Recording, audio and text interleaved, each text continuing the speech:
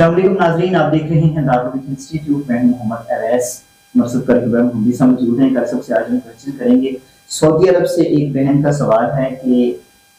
اس نے اپنے محبوب کو جس سے وہ پیار کرتی تھی اس کو دیکھا ہے، تو اس کی شادی ہو چکی ہے،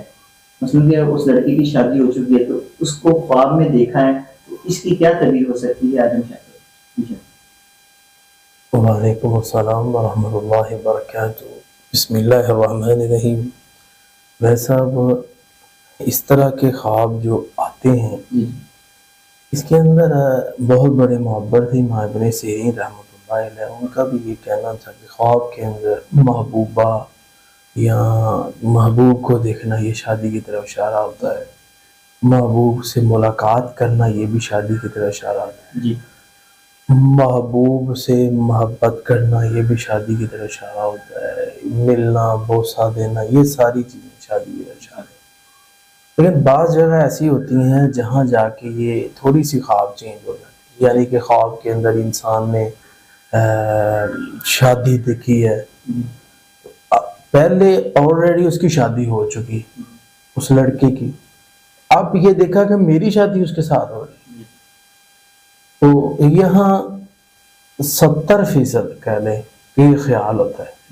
کیونکہ بندہ سوچتا ہے، جو اس سے محبت جو کرتا ہے نا سوچتا رہتا ہے وہ خوابوں کی دنیا میں شادی ہو رہی ہے، ریل میں شادی نہیں ہے۔ اسی طرح خواب کے اندر انسان نے اس کے ساتھ اپنی شادی دیکھی ہے، یہ خیال ہے۔ ہاں کوئی 30-25% کہ کوئی اللہ حالات چینج کر دے، کیونکہ اکثر ایسے ہوتا ہے کہ شادی ہوئی ادھر سے طلاق ہوئی، ایسے بھی ہو سکتا ہے واپس اس کے ساتھ شادی ہوئی،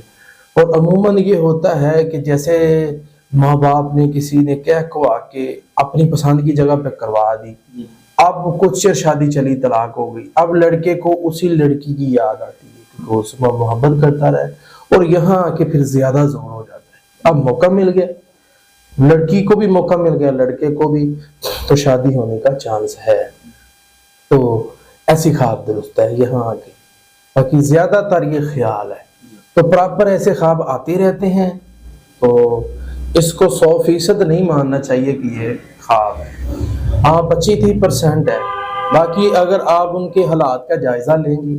وہ کس کنڈیشن میں ہیں، کیسے ان کے معاملات ہیں آپس کے اندر، کیا وہ لڑکی ناراض ہو کے تو نہیں گئی ہوئی،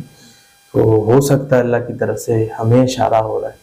تو آپ جب کنڈیشن چیک کریں گے، حالات چیک کریں گے، پھر آپ کے سامنے اس کی تعبیر صحیح طرح واضح ہوتی آئے گی۔